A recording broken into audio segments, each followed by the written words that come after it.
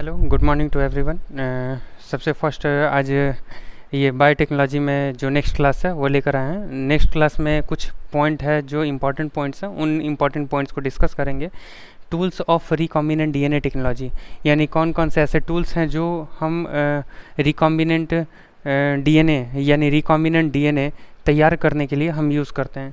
यानी सबसे फर्स्ट हमारे पास जो रिकॉम्बिनेंट डीएनए टेक्नोलॉजी में एक्चुअल में कौन कौन सी चीज़ें यूज़ की जाएंगी। तो रिकॉम्बिनेंट डीएनए होता क्या है, जहाँ पर हमारे पास एक कोई डीएनए का पार्ट होगा, उसमें हम कोई दूसरा डीएनए यानी फॉरेन डीएनए को हम एक होस्ट डीएनए के साथ इनकॉर्पोरेट कर देते हैं, यानी जोड़ देते हैं। इसी को हम क्या कहते हैं, रिकॉम्बिनेंट डीएनए कहते हैं। तो रिकॉम्बिनेंट डीएनए का एक्चुअल में मतलब क्या होता है कि किसी भी फॉरेन डीएनए को, फॉरेन डीएनए यानी हमारा जो डिज़ायरेबल जीन है यानी डिज़ायरेबल डीएनए का पीस है, उस डिज़ायरेबल डीएनए के पीस को हम किसी एक डीएनए दूसरे डीएनए में हम जोड़ देते हैं।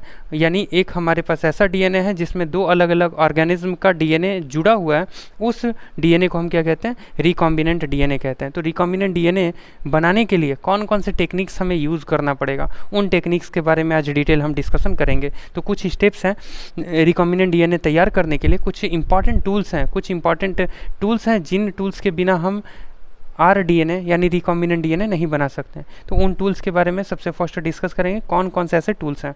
तो सबसे पहला हमारे पास टूल होगा जो कि मोस्ट इंपॉर्टेंट टूल है, दैट इज़ रिस्ट्रिक्शन एंजाइम्स। तो रिस्ट्रिक्शन एंजाइम हमारे पास सबसे फर्स्ट टूल होगा। देन सेकंड टूल है कि क्लोनिंग वेक्टर। तो क्लोनिंग वेक्टर का मतलब होता है कि जहाँ पर हम क्लोन्स बनाएं, exact copy of the DNA which are means exact copy of the DNA.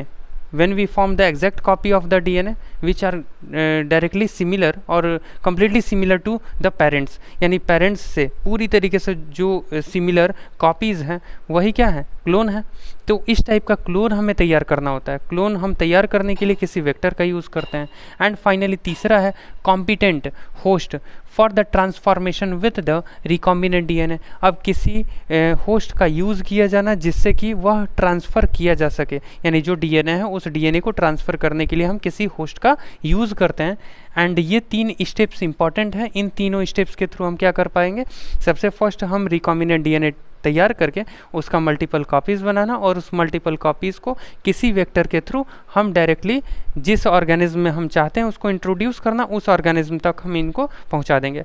तो ये हमारे पास टेक्निक्स हैं, कुछ स्टेप्स हैं। अब इनका डिटेल हमें देखना है कि कौन कौन से इनके मेन स्टेप्स हैं। सबसे फर्स्ट हम रिस्ट्रिक्शन एंजाइम देखेंगे कि what is the mean of restriction enzyme, और इन रिस्ट्रिक्शन एंजाइम का यूज़ कैसे किया जाएगा इन रिस्ट्रिक्शन एंजाइम का, और एक्चुअल में रिस्ट्रिक्शन एंजाइम होता क्या है। इन 1963 कुछ हिस्ट्री से रिलेवेंट है। In the year 1963, two enzymes discovered from Escherichia coli with restrict the growth of bacteriophage in it, यानी बैक्टीरियोफेज का ग्रोथ रोक दे रहे हैं। यानी कुछ ऐसे एंजाइम थे बैक्टीरिया के अंदर, एस्चेरिचिया कोलाई में स्पेशली, ई कोलाई हम कहते हैं। तो एस्चेरिचिया कोलाई में कुछ ऐसे हमारे बैक्टीरिया थे, वह बैक्टीरिया क्या कर रहे हैं, बैक्टीरियोफेज के ग्रोथ को रोक दे रहे थे। अब इस ग्रोथ को रोक रहे हैं तो उनमें से एक जो है वह मिथाइल ग्रुप था और दूसरा other cut the phages of DNA, यानी other cut the phage DNA means restriction endonuclease enzyme. यानी जनरली उसमें जो बैक्टीरियोफेज का ग्रोथ रोक रहे हैं, उन ग्रोथ को रोकने वाले में दो अलग अलग टाइप के एंजाइम हमें मिले। सबसे पहला एंजाइम क्या था, methyl group means added methyl group to DNA, and दूसरा जो एंजाइम था other cut the phages DNA, यानी जो बैक्टीरियोफेज था उस बैक्टीरियोफेज के डीएनए को कट करने वाला दूसरा एंजाइम था। तो हमें यही चाहिए था कि ऐसा एंजाइम कोई हमें मिल जाए जहाँ से कि हम आसानी से डीएनए को कट कर पाएँ। यानी सबसे पहले हमें क्या चाहिए, डिज़ायरेबल जीन को हमें रिकॉग्नाइज़ करना है कि कौन सा ऐसा हमारा जीन है, कौन सा ऐसा डिज़ायरेबल पार्ट है जहाँ से कि हम जीन को ले सकते हैं। यानी कोई भी है, हमें बैक्टीरिया का जो जीन मिला जो कि हमारे लिए बेनिफिशियल है, हमें उसका कैरेक्टर डायरेक्ट ट्रांसफ़र करना है कहाँ पर, किसी भी दूसरे ऑर्गेनिज्म में। तो उस पूरे डीएनए को हम नहीं लेंगे, डीएनए में कुछ हिस्सा जो कि हमारे लिए ठीक होगा उस केवल पार्ट को हमें कट करना है। तो कट करने के लिए कोई तो पार्ट चाहिए, कुछ भी तो चाहिए जिससे कि हम डीएनए का पीस कर पाएँ, डीएनए को कट कर पाएँ। तो डीएनए को कट करने के लिए जो एंजाइम यूज़ किया जाता है उस एंजाइम को हम क्या कहते हैं, रिस्ट्रिक्शन एंजाइम कहते हैं। और ये रिस्ट्रिक्शन एंजाइम कहाँ हमें डिस्कवर हुआ था, कहाँ पर ये डिस्कवर किया गया था, एस्चेरिचिया कोलाई यानी ई कोलाई बैक्टीरिया से डिस्कवर किया गया था। Then the first restriction restriction endonuclease discovered is Hind second, यानी जो हिंद सेकंड है ये सबसे पहला रिस्ट्रिक्शन इंडोन्यूक्लियस एंजाइम है। अब इंडोन्यूक्लियस क्या होता है? जनरली इंडोन्यूक्लियस का मतलब है न्यूक्लियस एक ग्रुप है, एंजाइम का एक ग्रुप होगा न्यूक्लियस, जिसके दो अलग अलग पार्ट होंगे, इंडोन्यूक्लियस एंजाइम और exonuclease enzyme. Endonuclease enzyme and exonuclease enzyme ये दो अलग अलग ग्रुप हैं। तो इंडोन्यूक्लियस एंजाइम का काम क्या है? Endonuclease enzyme cut the DNA from their specific site, यानी डीएनए हमें पूरा दिख रहा है, डीएनए का एक लॉन्ग चेन है, डीएनए का एक लॉन्ग स्ट्रैंड है, उस लॉन्ग स्ट्रैंड में से बीच में से कहीं से भी अगर कट करना है, किसी स्पेसिफिक पर्टिकुलर साइट पर अगर कट करना है तो वहाँ पर हम न्यूक्लियस एंजाइम का यूज़ करते हैं। और वहीं किसी भी टर्मिनल पोजीशन पर, टर्मिनल यानी किसी भी टिप पर अगर कट करना है, वह 5 प्राइम एंड हो या 3 प्राइम, जनरली डीएनए का आप एक सीक्वेंस देखते हैं तो डीएनए के सीक्वेंस में हम देखते हैं कि एक 3 एंड मीन्स 3 प्राइम एंड और 5 प्राइम एंड, ये दो अलग अलग एंड होते हैं। तो ये जो हमारा पूरा डीएनए का जो चेन है, उस डीएनए के चेन में किसी टर्मिनल पार्ट पे यानी 5 प्राइम एंड या 3 प्राइम एंड पर अगर कट करने के लिए अगर कोई एंजाइम यूज़ करते हैं, उस एंजाइम को हम क्या कहते हैं? Exonuclease enzyme. तो एक्सोन्यूक्लियस एंजाइम स्पेशली टिप्स को कट करता है या एंड को कट करता है, जो भी एंड है 3 प्राइम या 5 प्राइम, और वहीं endonuclease enzyme cut the DNA from the specific site और इनसाइड द डीएनए, यानी डीएनए के बीच में से कहीं से भी अगर कट करना है या किसी स्पेसिफिक साइट से अगर कट करना है डीएनए के एक छोटे से सेगमेंट को, जिस सेगमेंट का कैरेक्टर हमें मतलब लेना है, उस कैरेक्टर को कट करने के लिए हम कौन सा एंजाइम यूज़ कर रहे हैं? इंडोन्यूक्लियस एंजाइम यूज़ कर रहे हैं। एंड देन सबसे पहला जो एंजाइम था, रिस्ट्रिक्शन इंडोन्यूक्लियस एंजाइम जो सबसे पहला था, वह क्या था? हिंद सेकंड था। अब हिंद सेकंड एक्चुअल में ये नाम किस चीज़ से लिया गया है? ये एंजाइम है, और इस एंजाइम को जहाँ से लिया गया है, जिस बैक्टीरिया से लिया गया है, उस बैक्टीरिया का ही ये कोड है। यानी बैक्टीरिया का जो सबसे फर्स्ट लेटर है एच किससे रेफर्ड कर रहा है? Haemophilus influenzae. Haemophilus H stands for Haemophilus, I N stands for influenzae, and D हमारा स्ट्रेन है। जिस स्ट्रेन को हमने लिया है, बैक्टीरिया का जो स्ट्रेन होगा, उस स्ट्रेन के लिए हमने ये डी दिया है। एंड फाइनली ये जो रोमन नंबर है, ऑर्डर ऑफ देयर डिस्कवरी, यानी यह खोज की मतलब जब यह खोजा गया उसकी डिस्कवरी का ऑर्डर क्या है? ये रोमन से रिप्रेजेंट किया जाता है। तो जनरली जिस बैक्टीरिया से यह एंजाइम्स डिस्कवर किए गए हैं, उन बैक्टीरिया का ये मतलब सबसे first genus, first letter which one are written in capital, that directly represents their genus, and then after 2 letters after the genus, the 2 letters represent their species, यानी 2 लेटर जो H के बाद IN जो present है वह क्या show कर रहे हैं? स्पीसीज, बैक्टीरिया का स्पीसीज रिप्रेजेंट कर रहे हैं। ऑन डी जो है स्ट्रेन बताते हैं। एंड फाइनली जो सेकंड है वह क्या है? ऑर्डर ऑफ देयर डिस्कवरी यानी खोज किए जाने का एक जो क्रम था, उस क्रम को ये बताता है।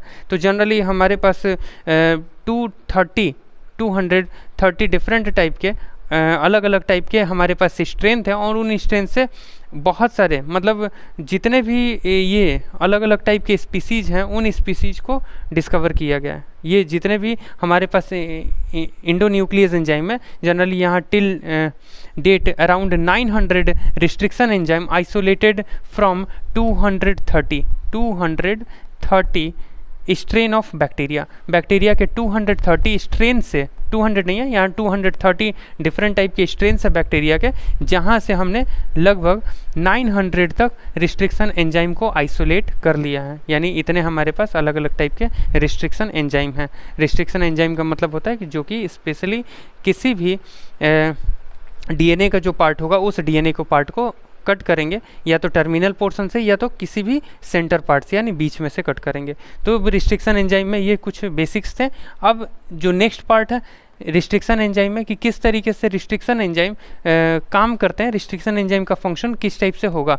तो सबसे फर्स्ट, इससे प्रीवियस में जैसे हमने देखा कि restriction enzyme belonging to the nucleus, यानी किस साइड से ये बिलोंग करता है, तो न्यूक्लियस साइड से बिलोंग करता है। एंड फाइनली न्यूक्लियस ये 2 टाइप में डिवाइड किए गए हैं, एक्सोन्यूक्लियस एंड इंडोन्यूक्लियस।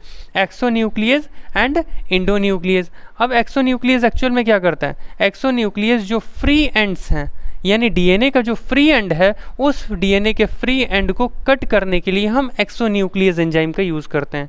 डीएनए का जो फ्री एंड होगा यानी 5 प्राइम एंड या 3 प्राइम एंड, इन एंड्स पे जो एंड है उन एंड्स को कट करने के लिए हम किसका यूज़ कर रहे हैं, एक्सोन्यूक्लियस एंजाइम का यूज़ कर रहे हैं। Then endonuclease enzyme cut the DNA from their specific position, यानी स्पेसिफिक पोजीशन या स्पेसिफिक साइट और विद इन द डीएनए, यानी डीएनए के बीच में से किसी स्पेसिफिक पॉइंट पर कट करने के लिए हम किसका यूज़ करते हैं, इंडोन्यूक्लियस एंजाइम का यूज़ करते हैं। तो दो अलग अलग सिंपल प्रोसेस है। जनरली जो बायोटेक्नोलॉजी है, बायोटेक्नोलॉजी में सबसे पहला और सबसे इम्पॉर्टेंट जो पार्ट है वह कौन सा पार्ट है, रिस्ट्रिक्शन एंजाइम है। रिस्ट्रिक्शन एंजाइम दो जनरली टाइप के हमने देखा है कि रिस्ट्रिक्शन एंजाइम में दो अलग अलग मेन काइंड्स के रिस्ट्रिक्शन एंजाइम है, इंडोन्यूक्लियस एंड एक्सोन्यूक्लियस। तो इंडोन्यूक्लियस जो है किसी स्पेसिफिक यानी डीएनए के बीच में से कहीं भी किसी स्पेसिफिक पॉइंट पर कट करने के लिए हम इंडोन्यूक्लियस यूज़ करते हैं, और वहीं किसी भी टर्मिनल यानी फ्री एंड पे अगर हमें कट लगाना हो तो वहाँ पर कौन सा एंजाइम यूज़ होगा, एक्सोन्यूक्लियस एंजाइम यूज़ होगा। Then finally each restriction endonuclease recognize the specific palindromic nucleotide sequences in the DNA। अब palindromic एक वर्ड आ रहा है, ये palindromic मीन्स क्या है, it means read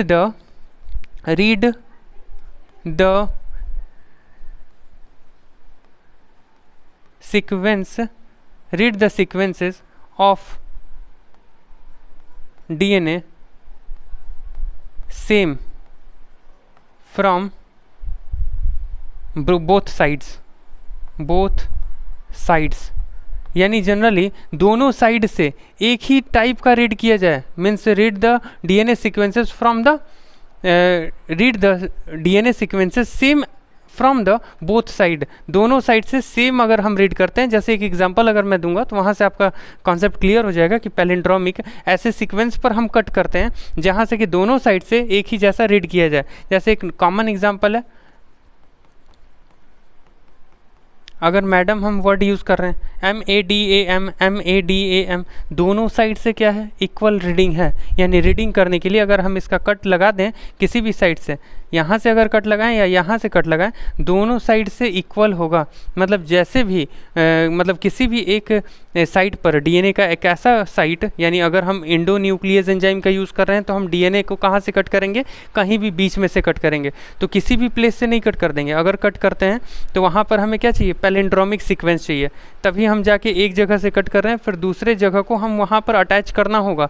तब इस वजह से हम पैलिंड्रोमिक सीक्वेंस पर ही कट करते हैं, यानी दोनों साइड से वह क्या हो, इक्वल हो, दोनों साइड से इक्वल उसको रीड किया जाए। क्योंकि ATGC ये जो हम अलग अलग टाइप के नाइट्रोजनस बेस देखते हैं डीएनए में, तो डीएनए के जो नाइट्रोजनस बेस हैं उन डीएनए के नाइट्रोजनस बेस को इक्वल मतलब इक्वल मैनर पर कट करना होगा। यानी इक्वल मैनर का मतलब है कि पैलिंड्रोमिक साइट पे कट करना होगा, जिससे कि वो आसानी से स्टिकी एंड उनमें बनेगा और वो आसानी से अटैच हो जाएंगे। तो पैलिंड्रोमिक न्यूक्लियोटाइड सीक्वेंसेस को रिकॉग्नाइज करके वहाँ पर हमें क्या करना होता है, रिस्ट्रिक्शन एंडोन्यूक्लियस के थ्रू कट लगाना होता है। And then finally palindromic are the group of letter that read the same, ये इंपॉर्टेंट वर्ड है, read the same from read same both forward and backward, like Malayalam. जैसे हम मलयालम वर्ड एक आप एग्जांपल देख रहे हैं मलयालम, तो इस मलयालम में भी फ्रंट साइड से या बैक साइड से, मतलब फॉरवर्ड अगर देखें या बैकवर्ड देखें,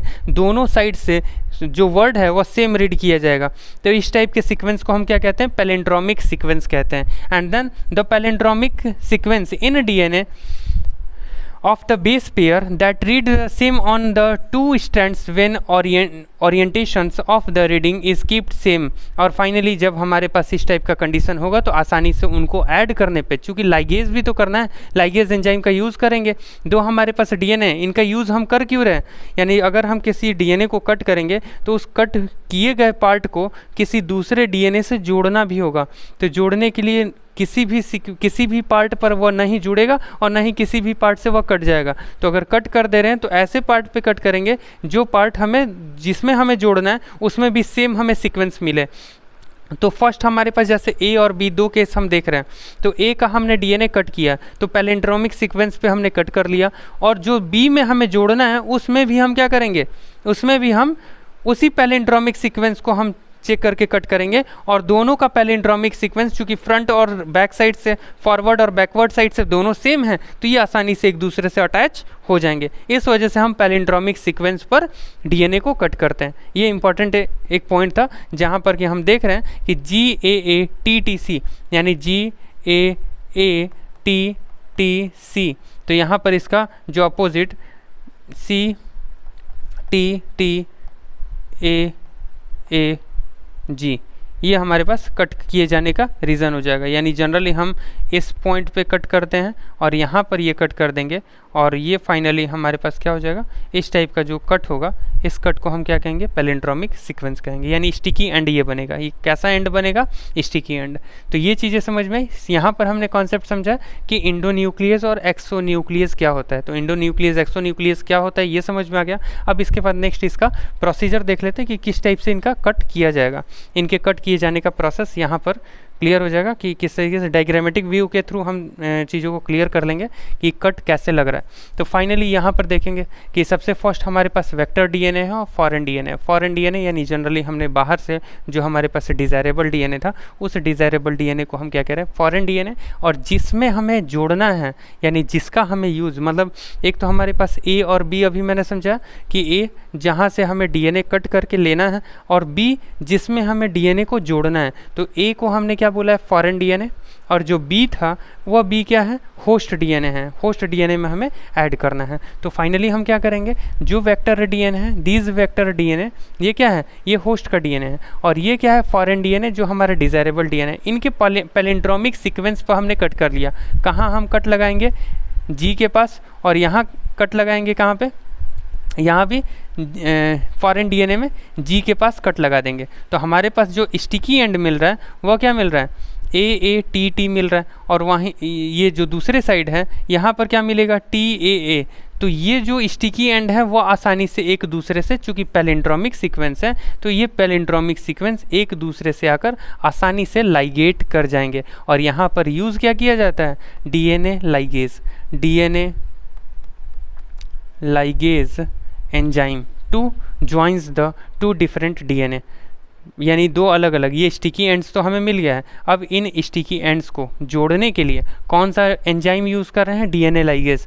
जो हमारे पास रिस्ट्रिक्शन एंजाइम है, उस रिस्ट्रिक्शन एंजाइम का वो रिस्ट्रिक्शन इंडोन्यूक्लियस हो या रिस्ट्रिक्शन एक्सोन्यूक्लियस हो, रिस्ट्रिक्शन इंडोन्यूक्लियस एंजाइम हो या रिस्ट्रिक्शन एक्सोन्यूक्लियस एंजाइम हो, इनका एक्चुअल में रोल क्या है, इनका रोल है कि डीएनए को किसी स्पेसिफिक पॉइंट पर कट करना। यानी इंडोन्यूक्लियस का तो स्पेसिफिक पॉइंट यानी within the DNA, and the when we cut the DNA from their free ends, from their 5 prime end और 3 prime end, then this enzyme is also be called as exonuclease enzyme. तो exonuclease enzyme जब हम free ends पे cut कर रहे हैं और endonuclease enzyme जब इंटर बीच में हम कट कर रहे हैं, अब जो कट हुए पार्ट है उनको जोड़ने के लिए एक दूसरे एंजाइम का इंपॉर्टेंट रोल होगा। वह कौन सा एंजाइम है, डीएनए लाइगेज है। DNA ligase join the two different type of DNA, first from the foreign DNA and second from the vector DNA और होस्ट डीएनए। यानी फॉरेन डीएनए को होस्ट डीएनए से स्टिकी एंड हमने बना दिया। Sticky and कब बनेंगे, जब हमने पैलिंड्रोमिक सीक्वेंस पर कट किया है तो वहाँ पर स्टिकी एंड बन जाएंगे, और स्टिकी एंड से ही वो अटैच होंगे। तो अटैच करने के लिए डीएनए लाइगेज का हम यूज़ करते हैं। डीएनए लाइगेज का जब हमने यूज़ कर लिया, एंड फाइनली यहाँ पर जो प्रोसेस होगा उस प्रोसेस को हम देखेंगे कि किस तरीके से ये चीज़ें कंप्लीट हो गई हैं। यानी दो अलग अलग हमारे पास जो डीएनए है वो ऐड हो गया। जब ऐड हो जाएगा उस ऐड किए हुए डीएनए को हम क्या कहेंगे, आर डीएनए कहते हैं। आर डीएनए यानी recombinant DNA. When we ligate two different type of DNA from the two organism with the help of DNA ligase, then the ligated DNA is called as a recombinant DNA. तो recombinant DNA यहाँ कुछ points है। The restriction enzyme cut the strands of the DNA little away from the center of the palindromic site, यानी palindromic site से cut करना। Then ये सभी चीज़ें हमने डिस्कस कर लिया है। स्टिकी एंड्स बन जाएंगे, और स्टिकी एंड्स पर हमने डीएनए लाइगेज का यूज़ किया। अब इस डीएनए लाइगेज से ये क्या होंगे, ये ऐड हो जाएंगे, यानी स्टिकी एंड्स जो बना हुआ था वहाँ से डीएनए लाइगेज का यूज़ करके हमने क्या कर दिया, डीएनए को जोड़ दिया। इस तरीके से रिस्ट्रिक्शन एंजाइम का यूटिलाइजेशन हुआ। तो सबसे first restriction enzyme and DNA ligase is most important part in most important tool two forms the rDNA यानी रिकॉम्बिनेंट डीएनए बनाने का सबसे इंपॉर्टेंट टूल हमारे पास क्या था, रिस्ट्रिक्शन एंजाइम था। अब इसके बाद के जो पोर्शंस होंगे उसे नेक्स्ट क्लास में डिस्कस करेंगे। Okay, thank you.